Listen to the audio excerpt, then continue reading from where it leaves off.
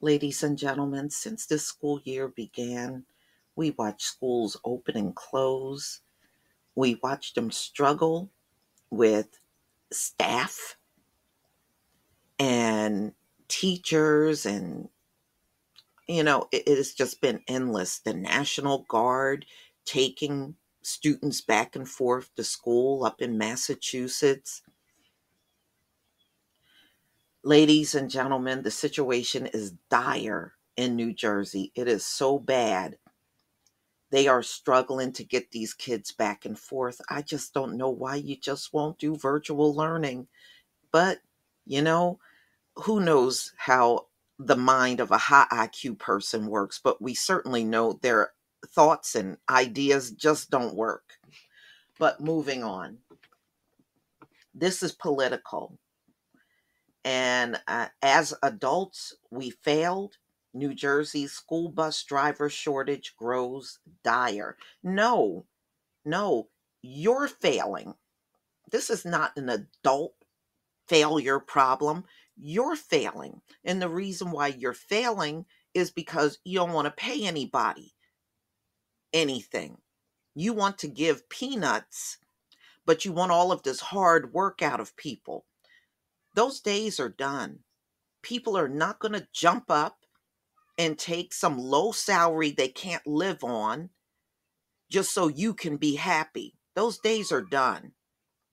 So, Suzanne Tuttle was about to call the police. Her 4-year-old son, Max, should have been home from his first day of school, of preschool, at J. Harvey Rogers School in Glassboro 4 hours earlier, but his bus still had not arrived. I mean, why would you still be sitting there and your preschooler is 4 hours late from being home? Wouldn't you get in the car and go get them, or try to find somebody that can get you over there?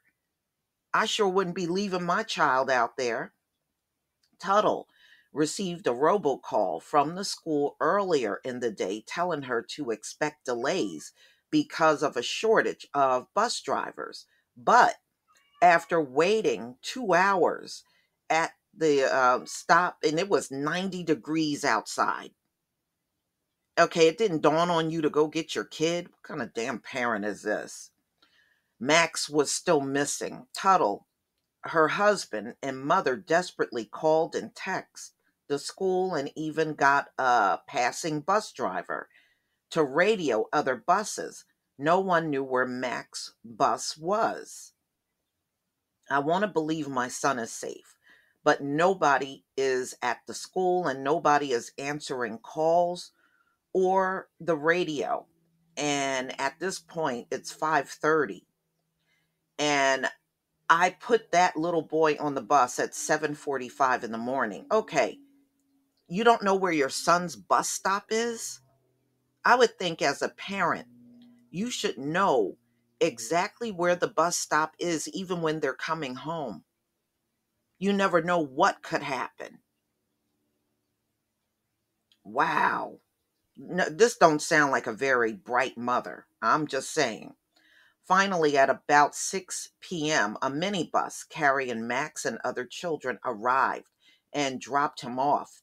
Tuttle said Max was hungry, but otherwise calm. Other kids on the bus were crying.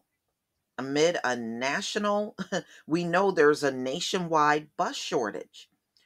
Many New Jersey families say they have been worn down by endless, lengthy delays, no show bus drivers, and poor communication from district.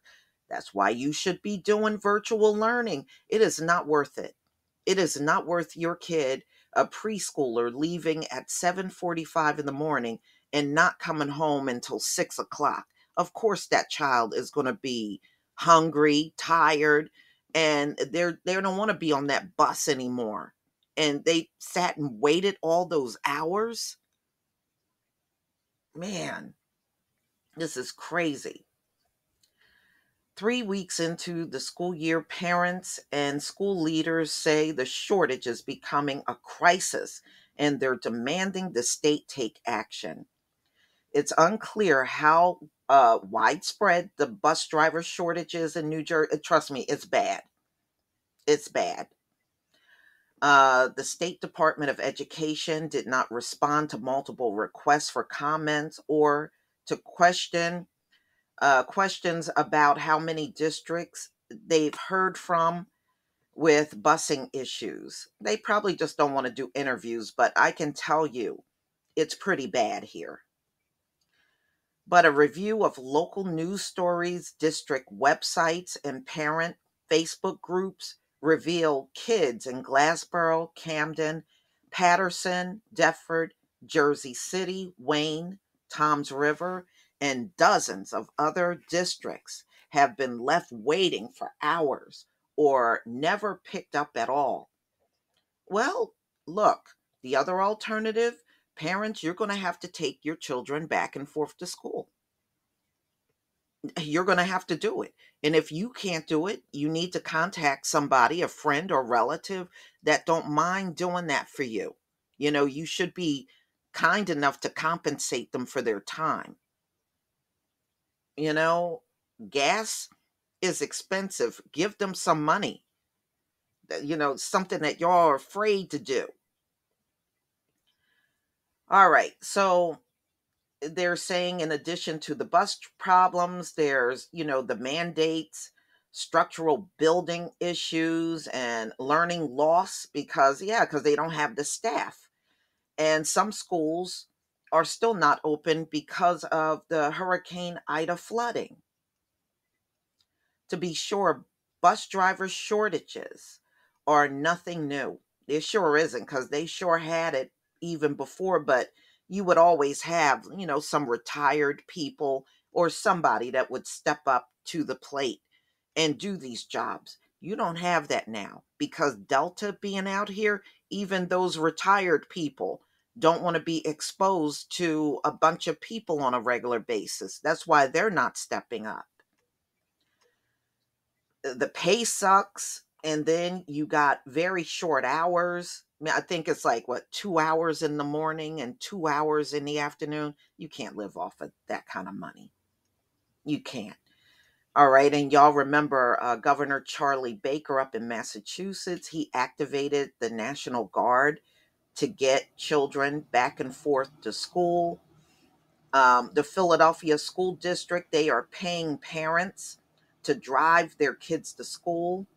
In Maryland, they're creating a bus driver day to streamline appointment scheduling for bus driver trainees.